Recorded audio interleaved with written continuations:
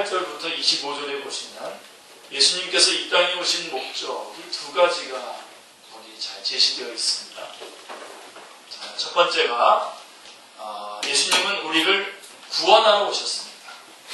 마태복음 1장 21절에 보시면 아들을 낳으리니 이름을 예수라 하라. 이는 그가 자기 백성을 그들의 죄에서 구원할 자이심이라 라고 명백하게 말씀해주고 있습니다. 자기 백성을 그들의 죄에서 구원할 자이심이라 이렇게 말씀하고 있습니다. 이 말씀은 마태복음 20장 28절, 마가복음 10장 45절에도 똑같이 나와 있는데요. 인자에 온 것은 섬김을 받으려 함이 아니라 도리어 섬기려 하고 자기 목숨을 많은 사람의 대속물로 주려 하리라 이렇게 되어 있습니다. 섬기러 오셨다는 것입니다. 그리고 대속물로 주려고 예수님이 오셨다는 것입니다. 그래서 여러분 그런 면에서 우리가 성탄절을 맞이할 때에 사실은 너무 낭만적으로만 이렇게 성탄절을 여러분이 맞이하시면 물론 우리 기쁩니다. 주님이 오셔서 우리의 구원의 문제를 해결해 주시고 우리에게 의옷을 입혀주시고 생명을 주시는 귀한 그런 주님이 오시는 날이지만 주님이 오실 때에 어떤 모습으로 오셨냐면 섬기러 오셨고 자기 목숨을 많은 사람의 대속물로 주려고 오셨다라고 하는 것을 놓치지 않으셔야 됩니다. 그래서 이것은 요한복음 3장 16절 17절에도 이렇게 되어 있습니다. 하나님이 세상을 이처럼 사랑하사 독생자를 주셨으니 이는 저를 믿는 자마다 멸망하지 않고 영생을 얻게 하려 하심이라. 하나님이 그 아들을 세상에 보내신 것은 세상을 심판하려 하심이 아니요 그로 말미암아 세상이 구원을 받게 하려 하심이라. 분명하게 말씀하고 있습니다. 오해하지 마십시오. 그러니까 주님이 이 땅에 오신 것은 그리고 그 이후에 모든 그 성경의 기록은 우리를 심판하시려고 하는데 목적이 있는 것이 아니라 예수 그리스도를 통해서 구원을 얻게 하시려고 하는데 목적이 있다는 사실을 그래서 예수님은 오신 겁니다. 그게 마태복음 1장 21절의 말씀이고 또 하나는 마태복음 1장 23절에 보시면 예수님은 우리와 동행하시기 위해서 오셨습니다. 1장 23절에 보라 처녀가 잉태하여 아들을 낳을 것이요 그의 이름은 임마누엘이라 하리라 하셨으니 이를 번역한즉 하나님이 우리와 함께 계시다 하리라 이렇게 있습니다. 임마누엘 하나님이 우리와 함께 하시고 하나님이 우리와 함께 하시기 위해서 우리 가운데 오신 것입니다. 이 말씀은 마태복음 18장 20절에도 보시면 제가 어느 날 마태복음 28장 20절을 찾으려다가 잘못 찾아서 18장 20절을 찾았는데요. 똑같은 내용이 있더라고요. 18장 20절에 보십시오. 두세 사람이 내 이름으로 모이는 곳에는 나도 그들 중에 있느니라. 함께 있겠다는 겁니다. 그리고 마태복음 28장 20절에도 보시면 내가 너희에게 분부한 모든 것을 가르쳐 지키게 하라. 볼지어다 내가 세상 끝날까지 너희와 항상 함께 있으리라 하시니라 말씀하고 있습니다. 그래서 주님께서는 우리를 위해서 대속물로 우리 가운데 오셨을 뿐만 아니라 우리와 함께 하시기 위해서 이 땅에 오신 것입니다. 그래서 예수님은 우리의 그래서 구주 마태복음 1장 21절에 우리의 구주이시면서 또 동시에 예수님이시면서 동시에 우리의 주님이십니다. 임마누엘이십니다. 우리와 함께 동행하셔서 우리의 생명도 되시고 우리와 함께 동행하시기 위해서 우리 주님께서 이 땅에 오신 것입니다. 그래서 우리의 구주이시면서 우리의 주님이신 것입니다. 이 말씀을 예수님께서 한 구절에서 함께 말씀하신 적이 있었는데요.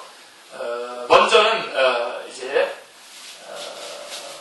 그게 이제 10장 10절이죠. 10장 10절 뒷부분에 보면 내가 온 것은 양으로 생명을 얻게 하고 더 풍성히 얻게 하려 하는 것이다. 그러니까 양들로 하여금 생명을 얻게 하고 그 다음에 더 풍성히 얻게 하려 하십니다.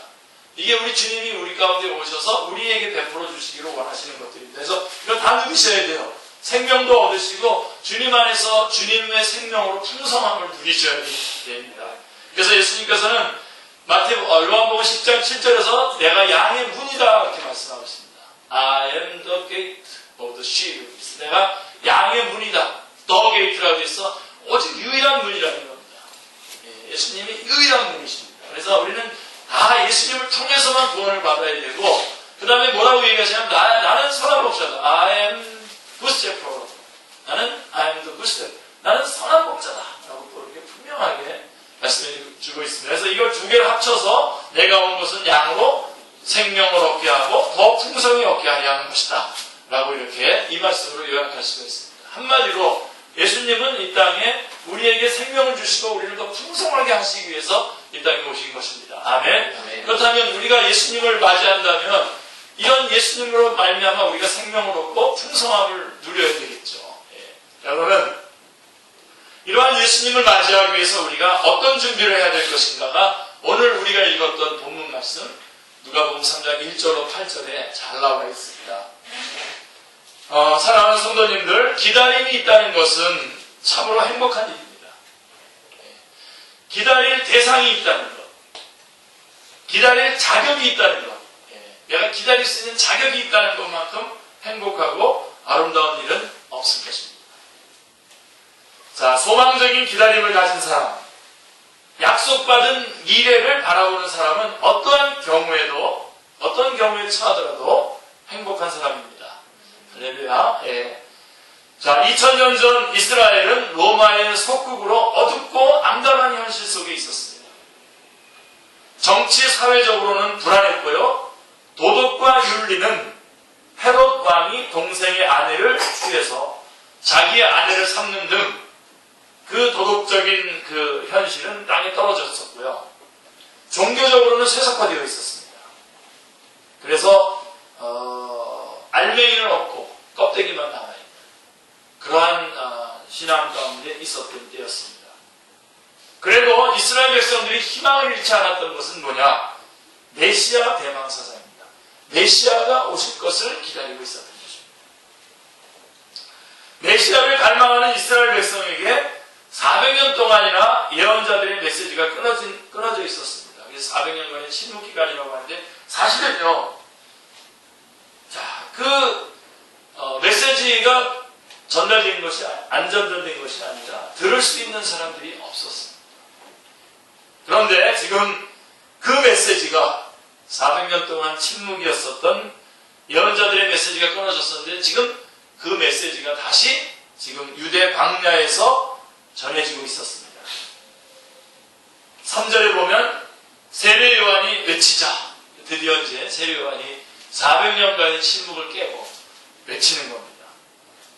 세례 요한이 외치자 가뭄의 단비를 만난 듯 많은 이스라엘 사람들이 그 선지자의 외침을 듣기 위해서 광야로 모여들었습니다.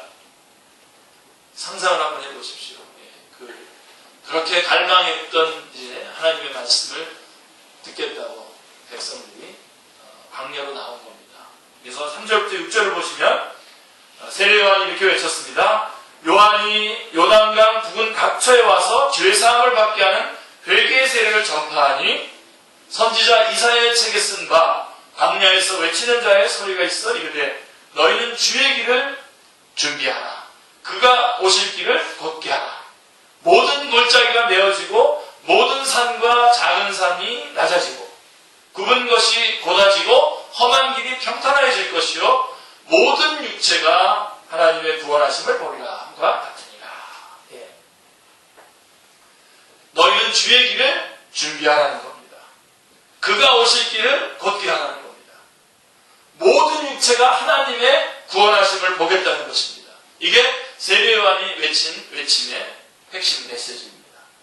주의 길, 그것도 왕도를 의미하는 것입니다. 그것은 왕도, 주님이 가실 길, 주님이 오실 길, 로얄 로드라고 하죠. 왕도.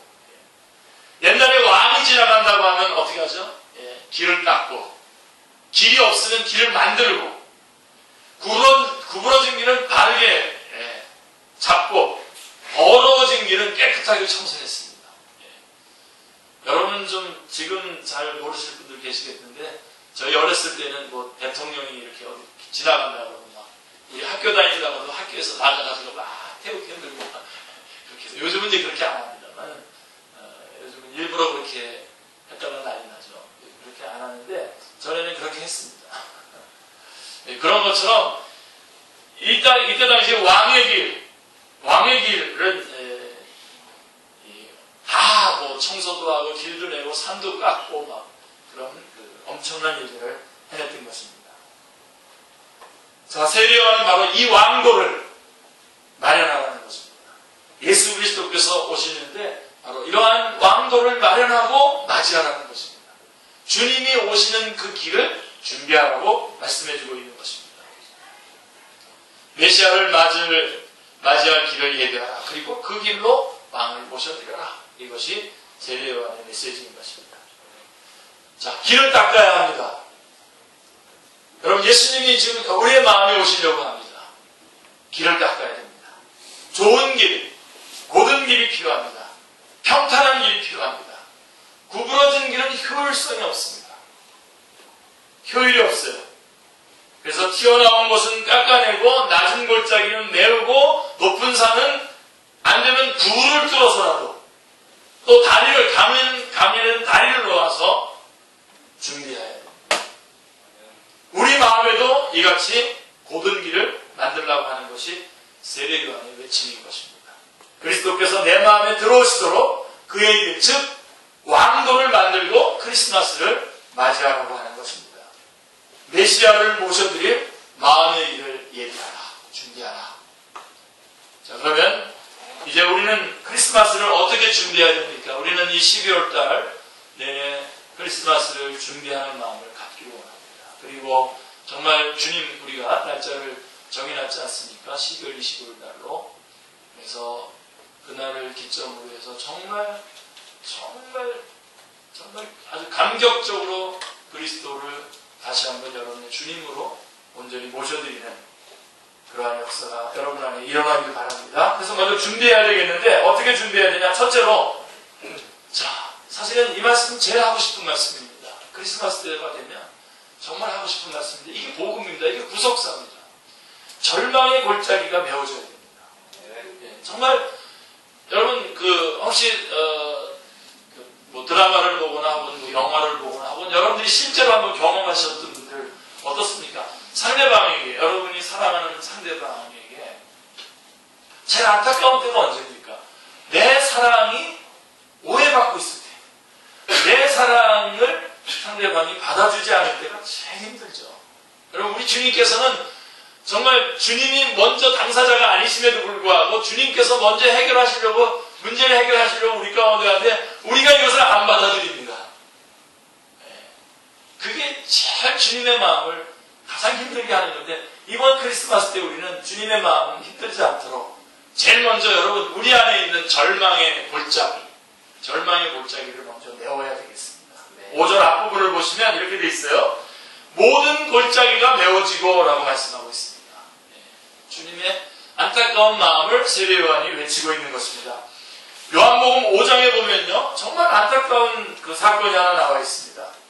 예수님께서요, 베데스다 목가에서 38년 된 병자를 보시고 좀 이해할 수 없는 질문을 하십니다. 우리의 그냥 상식으로는 이해할 수 없는데요. 6절에 보시면, 요한복음 5장 6절에 보면 이렇게 말씀하시겠어요. 예수께서 그 누운 것을 보시고 병이 벌써 오랜 줄 아시고 이르시되 일어나라, 이렇게 말씀하지 않고 뭐라고 말씀하셨냐면 내가 낫고자 하느냐, 이렇게 물어보고 있어요. 내가 낫고자 하느냐. 사실 우리 여러분 성도들은 이런 질문을 매일 받고 있어요. 주님 앞에. 주님께서는 벌써 여러분의 문제, 여러분이 문제라고 생각하는 것에 대해서 벌써 해결점을 가지고 계세요. 문제의 해답을 가지고 계신데 물어보시는 거예요. 우리 내가 낫고자 하느냐. 여러분, 어떤 병자가 자기 병이 안 낫고 싶겠습니까? 이 병자 38년이나 됐어요. 그런데 예수님께서 그렇게 질문하셨어요. 내가 낫고자. 오늘 주님께서 여러분에게도 지금 그런 질문을 하고 계십니다. 내가 낫고자 하느냐? 이 질문에 심각한 의미가 있습니다. 이 환자는 38년간 실망과 좌절을 거듭해 왔습니다. 그리고 이제 예수님을 보았는데도 또 좌절하려고 합니다. 그동안 많은 실망과 좌절을 해왔기 때문에 이제 예수님을 봤는데도 이분 앞에서는 실망하면 안 되잖아요. 그죠? 예수님 앞에서는 실망하면 안 되죠. 그런데 예수님을 봤는데도 또 좌절하려고 하는 것입니다. 그래서 주님께서 심각하게 묻고 있는 것입니다. 자, 이제까지 모든 사람에게, 또 모든 신에게, 뭐 신이라고 하는 존재가 있다면 모든 신에게 다 실망하고 절망했어도 그래서 다 절망했다고 하더라도 지금 이 예수님의 말씀만은 믿어야죠. 여러분 이런 거 놓치지 마셔야 돼요. 우리 삶 속에서 많은 사람에게 실망했다고 해서 주님께도 실망하면 안 됩니다.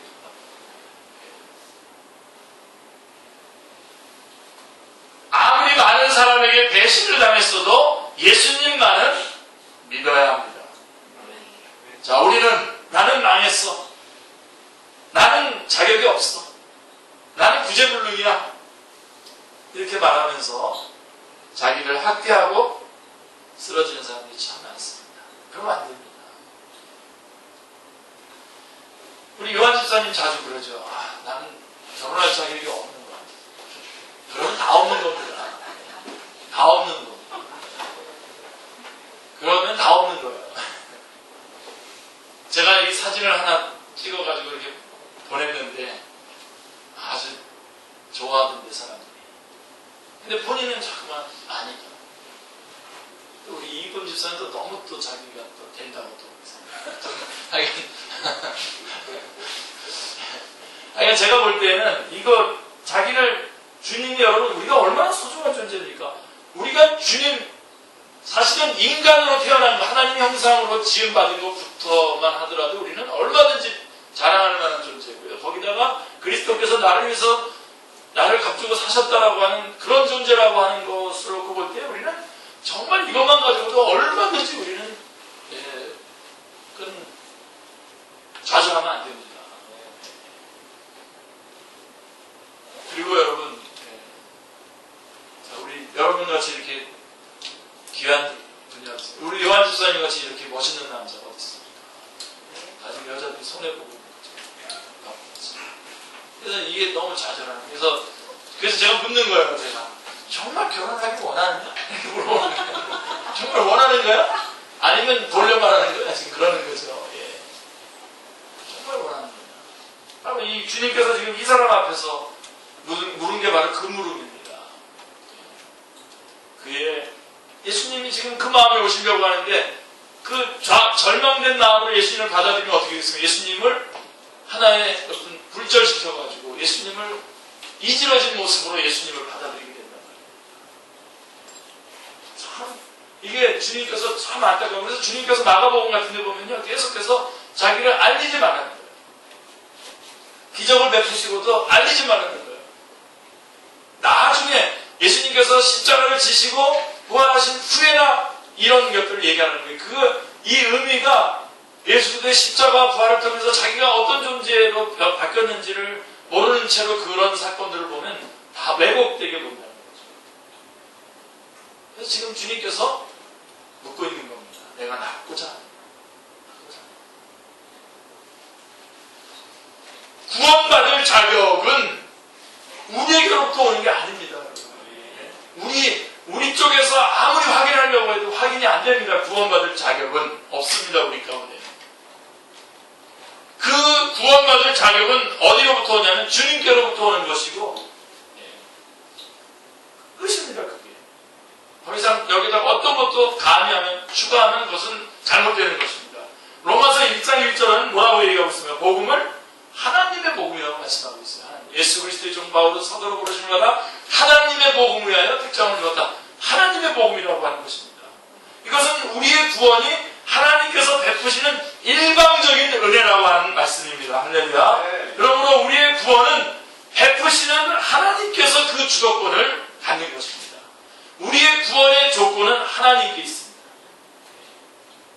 누가복음 15장에 나오는 탕자를 보십시오. 재산을 다 탕진하고 돌아온 탕자가 집으로 돌아와서는 떡하니 잔치에 참여해서 즐기고 있지 않습니까? 이거는 우리가 양턱머리 없고 염치가 없다 그렇게 말할 얘기가 아니라 믿음이라는 게 바로 그런 겁니다. 우리에게는 자격도 없고 아무런 조건도 없고 사실은 지옥의 맨 밑바닥에 가야 될 그런 존재죠. 주인 중에 계시죠. 그런데 주님께서 불러주시고 영접해주시고 잔치를 베풀어주시고 잔치 가운데 우리를 두시는 겁니다. 그럼 우리는 아멘하고 잔치에 참여해서 즐기고 누리는 것이 믿음인 것입니다. 주님께서 잔치 베푸셨는데 나는 이런 자격이 없다고 들어갈 자격이 없다고. 그러는 그거는 믿음이 아니라 절망인 것입니다. 그러니까 그 마음속에 주님을 좀 잘못 알고 있는 겁니다. 절망 가운데 주님의 모습을 이지러뜨리는 겁니다. 호세아서의 고멜 아시죠? 노예로까지 팔려갔어요. 노예로까지 팔려간 고멜이었지만 남편이 찾으러 왔을 때 툭툭 털고 일어나서 집으로 돌아옵니다. 아멘. 예. 끈질긴 호세아의 사랑도 대단하지만 그 사랑을 자기의 처지와 관계없이 의심하지 않고 받아들이고 있는 고멜의 믿음도 대단한 것입니다. 예. 이 부분 여러분 붙잡으셔야 됩니다. 그래서 여러분 정말 여러분이 좌절하지 마세요. 주님이 있을 때 주님을 여러분들이 소유하고 있다고 한다면 주님 안에서는 여러분 all things are possible. 할렐루야. 아멘. 그러고서 나가서 감당해 나가요.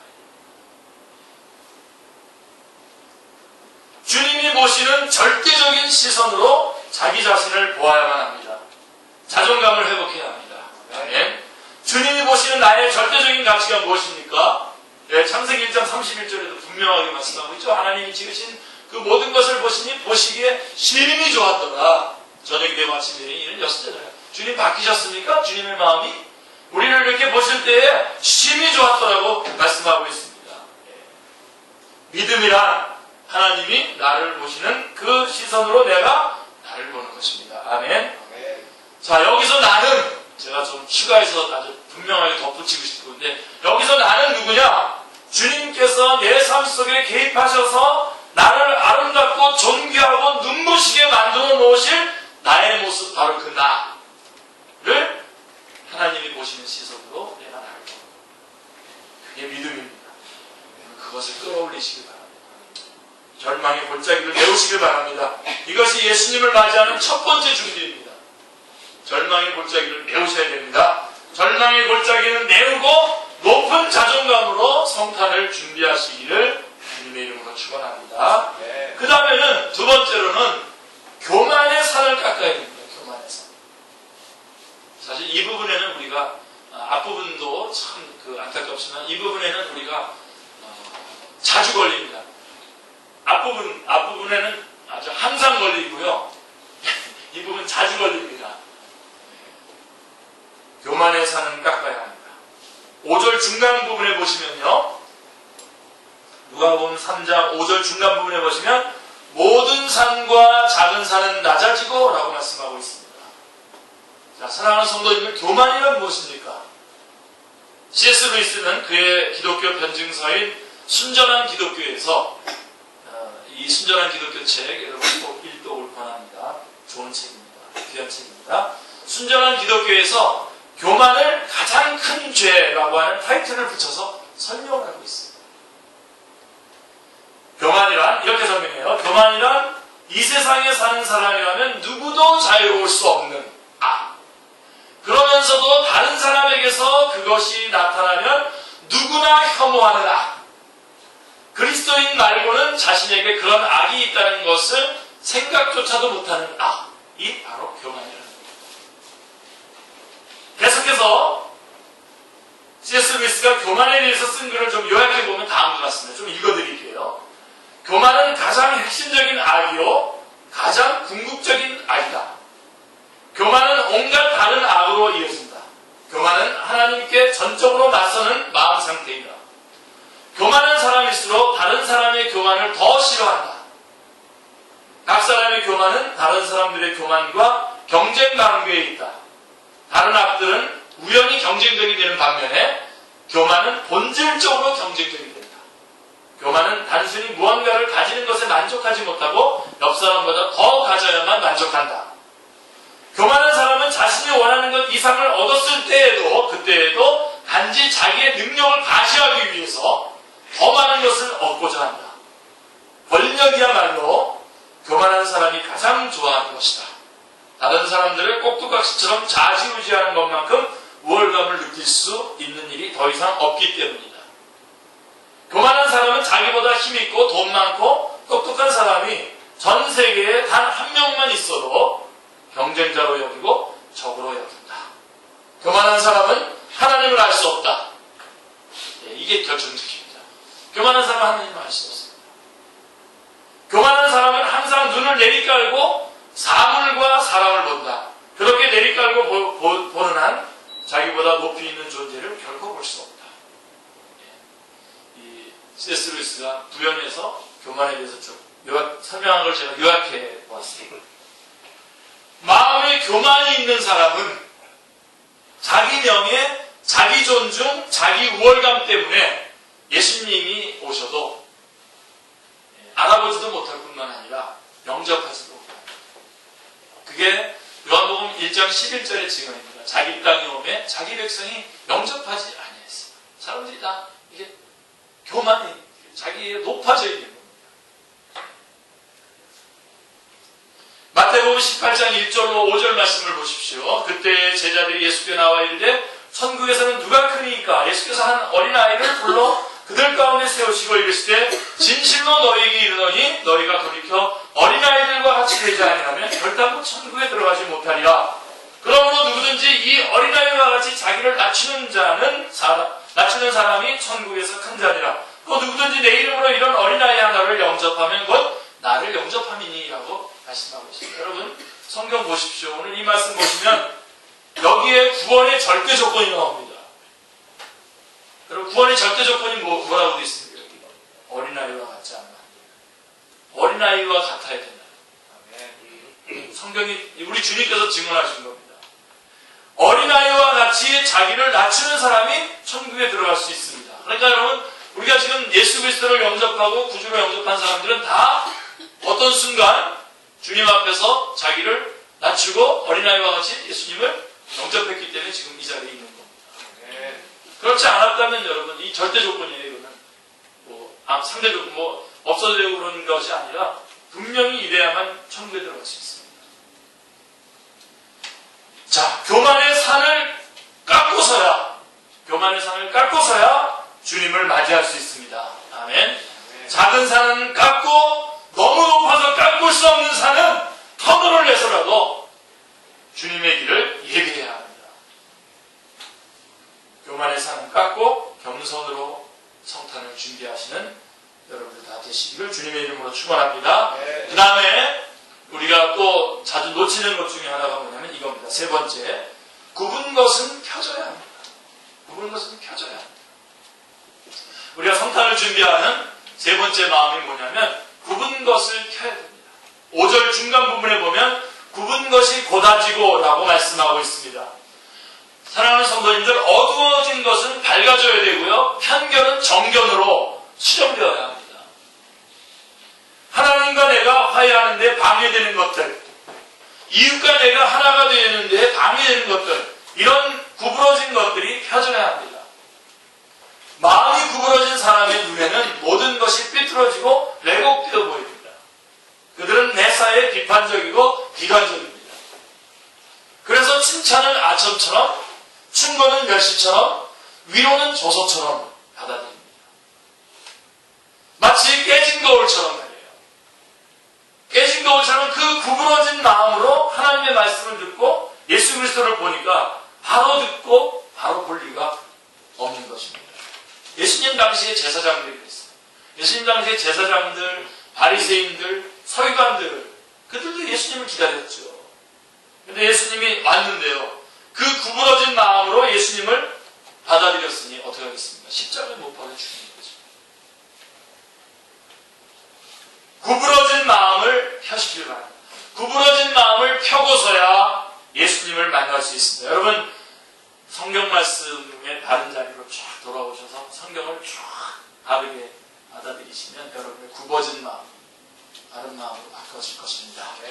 구부러진 마음을 펴고 곧은 마음으로 성탄을 준비하시기를 주님의 이름으로 축원합니다. 그 다음에 하나만 더 말씀드릴게요. 우리 세례요한이 외친 말씀인데요. 특별히 이 크리스마스를 맞이할 때 이 과거의 경험으로부터 좀 자유해야 됩니다. 좀 크리스마스를 맞이할 때, 특별히 부활절이나 우리 크리스마스를 맞이할 때 제가 늘 말씀드리는 거예요. 좀 이제 과거에서부터 좀 툭툭툭 하고 좀 새롭게 좀 출발을 좀 했으면 좋겠습니다. 이 과거의 경험에 확 사로잡혀 있어요. 5절 뒷부분에 보십시오. 험한 길이 평탄해질 것이요 라고 말씀하고 있습니다. 항상 문제는 뭐냐면 상처와 쓴뿌리입니다. 우리 보면요, 가끔씩 자기가 받은 상처를 아주 즐겁게 보관하고 계신 분들이 참 많더라고요. 그래가지고 언제든지 자기가 누구라는 것을 표현할 때, 특별히 상대방에게 좀 위협을 가해야 될 때에는 자기가 받았던 상처들을 딱 꺼내가지고 너 이런 사람이야? 우선 하는 거를 좋아하는데, 저는 그런 사람 보면은 참 바보구나, 쪼다구나 그런 생각합니다. 어쩌면 아직도 지금 주님께서 마련해 주신 현재와 지금 앞날이 있는데 그 과거에 똘똘 뭉쳐가지고, 그 다음에 또 옛날에 자기를 힘들게 했던 사람에게 원수 갚으려고 남은 생을 살아가는 사람들이 있어요. 얼마나 억울합니까? 자, 그 사람이 나를 힘들게 해서 내 인생이 그만큼 그 사람 때문에 망가졌는데, 지금 또 그 사람을 미워하느라고 내 인생을 또 거기다 바치고 있어요. 네, 이거 쪼다죠. 그러면 안 됩니다. 근데 은근히 우리는 그런 것으로 자기의 복수는 나의 인생이다, 복수는 나의 삶이다, 그러면서 그런 영화 제목도 있죠. 그다음에 막 천천히 대를 이어가면서 원수 갚는 그런 중국 무협지 같은 데 보면 많이 나오는데, 오늘 분명하게 확인하십시다. 우리 상처와 쓴뿌리, 상처와 쓴뿌리를 가지고 예수님을 맞이하면요, 예수님의 모습이 찌그러집니다.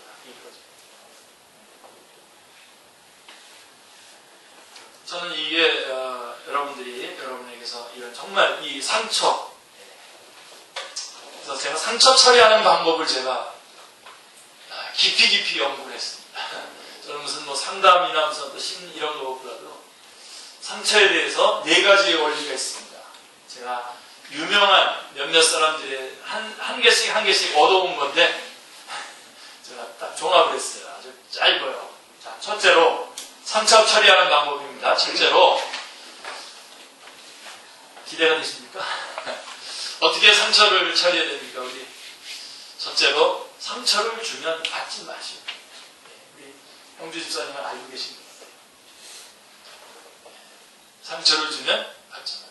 그래서 우리 형주 집사님은 요한 집사님이 뭐라고 갈고도 절대로, 갈구는 사람 입만 아프지, 형주 집사님은 전혀 관계없습니다. 자, 상처를 주면 받지 마. 그게 첫 번째 원리입니다. 얼마 전에 돌아가신 하영조 목사님은 항상 이 부분을 많이 강조하고 있어요. 상처를 주면 받지 마. 사실 현실에서 참 어려운 일인데, 이거 어려운 일인데, 그럴 수 있어야 됩니다. 그래서 나한테 상처를 주는 사람, 그 누구를 보더라도 저 사람 하나님의 형상으로 지은 사람이고 그리스도께서 위하여 죽은 사람이야, 그리고 그 사람이 하는 말이야 하면서 그냥 좀 이렇게 스킵할 수 있는 그런 능력을 가지고, 이게 1단계예요. 상처를 주면 받지 말아야 되는데, 만약에 근데 받았어요. 넘겨야 되는데 넘기지 못하고 받았어요, 상처를. 그럼 어떻게 되죠? 빨리 상처와 익숙해져야 돼요. 상처와 빨리 친해져야 돼요. 제가 바로 이 머리가 벗겨진 문제, 이런 것들이 바로 이렇게 처리한 거죠. 이걸 가지고 내가 머리가 벗겨졌다니 그러면서 맨날 이 머리 가지고선 하나님 원망하고, 부모님 원망하고, 그 다음에 왜 이런 거 약도 없고, 그러면서 막 원망하면 되겠습니까? 그죠? 빨리 익숙해지는 게 좋죠. 굉장히 좋아요, 저는 그 머리가 이렇게 벗겨진 거. 하나님께서 왜 벗겨놓으셨는지 여러분 아시죠? 혹시? 아시죠? 2013년 12월 1일 주일 예배 드릴 때에 우리가 크리스마스를 준비하는 예배를 드리려고 할 때 마음대로 활짝 열도록, 제 머리 얘기를 하면 마음 활짝 열어지게 되려고 하나님께서 머리를 벗겨놓으신 겁니다. 다른 목적은 하나도 없습니다. 그래서 24살 때부터 차츰 벗기기 시작하면서 오늘까지 이렇게. 그래서 제가 우리 아들 이쁨 형제가 24살쯤 됐을 때 어떨까 봤더니 그렇진 않더라고요. 자, 상처를 주면 받지 말아야 되고, 받았다면 어떻게 하라고요? 빨리 익숙해져요. 그리고 3단계로 어떻게 가야 되냐면, 절대로 받은 상처를 가지고 저주된 자리로 가시면 안 됩니다. 우리나라 사람들은 무슨 의리를 지키고 그런 게 많아가지고 그런지 내가 이러면 안 되지. 그러고서 그냥 팍 가서 그냥 똑같은 일을 당하더라도 우리나라 사람하고 미국 사람들이 처리하는 방법이 다릅니다. 예를 들면 성폭행을 당했다. 이거 당하지 않길 바라고 당할 일도 없고 그러시길 바라는데 성폭행을 당했을 때 한국 여자들은 자매들은 내가 이렇게 됐는데 안 되지. 내 사랑하는 사람에게 내가 이게 안 되지. 그러고서는 자살해 버립니다. 예. 그리고 그게 아주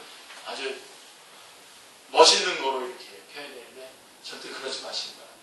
똑같이 미국 사람이 그렇게 성폭력을 당했을 때 일주일간 힘들어하는 건 똑같습니다. 같이 힘들어하지만 일주일 후에 오케이 툭툭 털고 일어나서 좋은 경험했네. 그러고서 딱 다시 또 출발을 해야 되지 않습니까?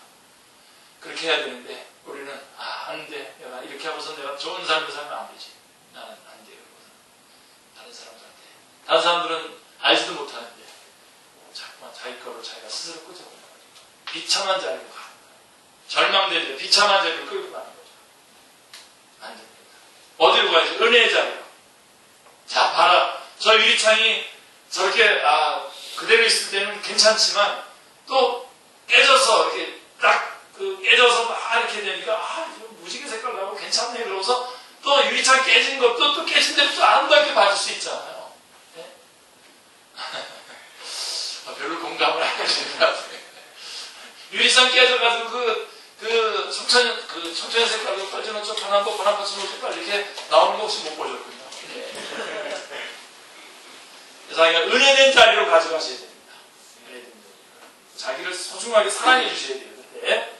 그리고 네 번째로는 이건 하이라이트입니다. 상처에 대한 처리 하이라이트인데 상처를 받은 것으로 얻어진 교훈을 가지고 그 경험을 가지고 또 다른 상처받은 사람들에게 어쩌면 나랑 똑같은 경험을 했던 자들에게 찾아가서 그것을 돕는 사명의 자리로 옮기셔야 돼요. 사명의 자리로 옮기셔야 돼요. 얼마 전에 우리 여기에 오셨었어요. 제가 이름은 또 이게 우리가 또 다 나가기 때문에 이름은 안 나갑니다. 그 자매가 다시 부부가 돼가지고 우리 교회에 왔었어요. 예, 정말 참 상처가 많았죠. 남편과 결혼했는데 남편이 바람을 펴서 선교사인데 바람을 펴서 헤어졌어요.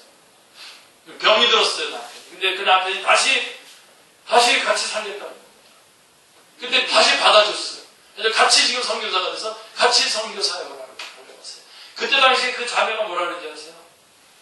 선교지를 선택할 때 나같이 이렇게 여자들이 이렇게 많이 어려움을 당하는 가장 어려운 곳이 어딘지를 전 세계에서 찾은 거예요. 그래서 거기로 선교사가 나갑니다. 그렇죠. 자기가 겪은 그것을 아픔을 가지고 상처를 가지고 오히려 사명의 자리로 옮기는 그 모습을 우리가 보았습니다. 봤고, 예. 그게 상처 처리하는 방법의 하이라이트입니다. 그러니까 제일 좋은 거는 안 받는 게 제일 좋은 거예요. 받았다면 빨리 익숙해지고 또 축복된 자리로 끌고 가셔야 돼요. 그리고 사명의 자리로 옮기셔야 됩니다. 고난을 시련으로, 훈련으로, 시련을 은혜로, 복을 사명으로. 고난을 시련으로, 시련을 훈련, 시련을 복을 사명으로 이렇게 연결하시기 바랍니다. 그리스도인은 상처받는 것으로 인해서 가난한 마음이 돼서 그 영혼은 오히려 주님께 높이 솟구쳐 올라가야 합니다. 시편 119편 71절 말씀 보십시오. 표준 세번역 성경입니다. 고난당한 것이 내게 유익이라 이로 말미암아 내가 주의 율례를 배우게 되었나이다 라고 말씀하고 있습니다. 상처를 치유하고 쓴뿌리를 뽑아내고 그리고야 예수님을 만날 수 있습니다. 과거의 경험에서 자유해야 예수님을 새롭게 영접할 수 있습니다. 아멘. 더럽고 상처받은 마음을 버리고 깨끗한 마음으로 성탄을 준비하시는 여러분들 다 되시기를 주님의 이름으로 축원합니다. 그리고 8절에 가보시면, 오늘 본문 누가복음 3장 8절에 가보시면 결정적으로는 이 말입니다. 다 종합을 하면, 이걸 다 종합하면 이겁니다. 한마디로 얘기하면 회개, 구체적인 회개와 더불어서 주님을 맞이하라는 겁니다. 회개를 해야 됩니다. 8절 앞부분을 보면 회개에 합당한 열매를 맺고 라고 말씀하고 있습니다. 가장 중요한 것은 우리가 예수님을 맞아들이기 위해서 구체적인 회개가 있어야 됩니다. 구체적인 회개가 있어요. 열매를 맺어야 합니다. 회개란 눈물 흘림이 아니라 뒤로 돌아서는 행위입니다. 아멘. 예. 그냥 눈물만 흘리고 그 자리에 머물러 있는 것은 회개가 아닙니다. 자기 감정 정화하는 거죠. 그게 아니라 회개란 turn away from your sin, 죄로부터 완전히 돌아서는 겁니다. 행위입니다. 회개란 그저 답답해서 우는 값싼 눈물이 아닙니다. 감상이 아닙니다. 누가복음 19장에 나오는 그 유명한 삭개오처럼 구체적인 행위가 있어야 돼요. 예수님을 만나자마자 어떻게 했습니까? 삭개오는 자기 재산의 절반을 팔아서 가난한 사람들에게 나눠주고 네 것을 토색한 일이 있으면 내가 4배나 갚겠나이다 라고 말씀하고 있습니다. 회개를 했으면 거기에 합당한 열매를 맺어야 합니다. 삶의 구체적인 변화가 있어야 합니다. 아멘. 회개란 버리지 못한 것들을 헤아려서 실제로 버리는 것입니다. 그것이 회개입니다. 버려야 할 것을 버리지 못하고 끊어야 할 것을 끊지 못해서 그리스도인답게 살지 못하는 사람들이 얼마나 많습니까? 하나님께서는 나는 예수님 이외에는 아무것도 원하는 것이 없다고 고백하는 깨끗한 사람을 쓰십니다. 여전히 자기 것 붙잡고 있으면서 주님 앞에 쓰임받기를 원한다면요, 쓰임받을 수 없습니다.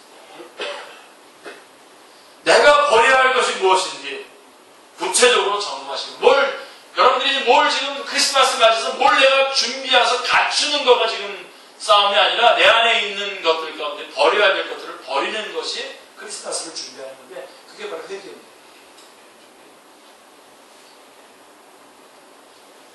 실제적인 회개의 열매로 성탄을 준비하시는 여러분들 다 되시기를 주님의 이름으로 축원합니다. 네. 자, 예수님을 이제 영접하시길 바랍니다.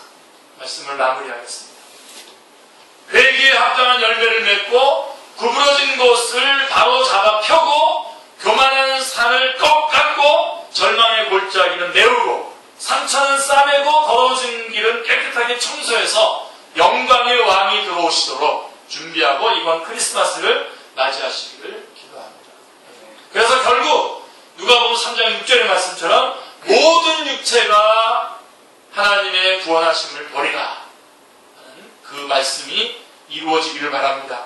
예수님을 구주와 주님으로 영접하시길 바랍니다. 누가복음 1장 38절에 마리아가 이렇게 고백하고 있습니다. 마리아가 이르되 주의 여정이오니 말씀대로 내게 이루어지이다. 이렇게 영접하시길 바랍니다. 요한복음 1장 12절에 영접하는 자 곧 그 이름을 믿는 자들에게는 하나님의 자녀가 되는 권세를 주셨으니 라고 말씀하고 있습니다. 요한계시록 3장 20절에는 이렇게 말씀하고 있습니다. 올저다 내가 문 밖에 서서 두드리노니 누구든지 내 음성을 듣고 그 문을 열면 내가 그에게로 들어가 그와 더불어 먹고 그는 나와 더불어 먹으리라 말씀하고 있습니다. 자, 마지막 하나만 덧붙일게요. 이 말씀에다가 꼭 덧붙이고 싶은 말씀이 있습니다. 주님이 오시는 길을 내가 준비하지 못하면요, 조금 여러분에게 돌직구를 던지는 겁니다. 주님이 오시는 길을 내가 준비하지 못하면요, 나를 사랑하시는 하나님께서 친히 준비하십니다. 여러분을 좀 다루실 겁니다. 알아서 하십시오. 이사야서 9장 6절 7절에 보시면 여호와의 열심히 이것을 이루신다고 말씀하고 있습니다. 이는 한 아기가 우리에게 낳고 한 아들을 우리에게 주신 바 되었는데 그의 어깨에는 정사를 메었고 그의 이름은 기묘자라 모사라 전능하신 하나님이라 영존하시는 아버지라 평강의 왕이라 할 것입니다. 그 정사와 평강의 더함이 무궁하며 또 다윗의 왕자와 그의 나라에 군림하여 그 나라를 굳게 세우고 지금 이후로 영원히 정의와 공의로 그것을 보존하실 것이라 만군의 여호와의 열심히 이를 이루십니다. 아멘. 빌립보서 1장 6절에도 이렇게 말씀합니다. 말씀하고 있어요. 우리 안에서 착한 일을 시작하신 이가 이 일을 이루신다고 말씀하고 있습니다. 너희 안에서 착한 일을 시작하신 이가 그리스도 예수의 날까지 이루실 줄을 우리가 확신하노라. 예, 하나님께서 직접 우리 안에서 친히 들어오셔서 골짜기를 메우고 산을 헐어버리시고 굽은 길을 바로잡겠다는 겁니다. 예, 어떻게 해야 됩니까? 일단 활동을 정지시키고 해야 되겠죠? 여러 가지 만들어야 되겠죠? 알아서 어떻게 하는 게 좋겠습니까? 알아서 오늘 세례요한의 메시지를 여러분의 메시지로 듣기를 바랍니다. 여기에 우리 아픔이 있죠? 어려움과 역경을 통해서 하나님이 원하시는 데까지 우리를 낮추실 것입니다. 하나님이 원하는 수준까지 진실하게 만드실 것입니다. 그런 마음으로 예수 그리스도를 영접하는 이번 크리스마스가 되시기를 주님의 이름으로 축원합니다. 기도하겠습니다. 하나님, 오늘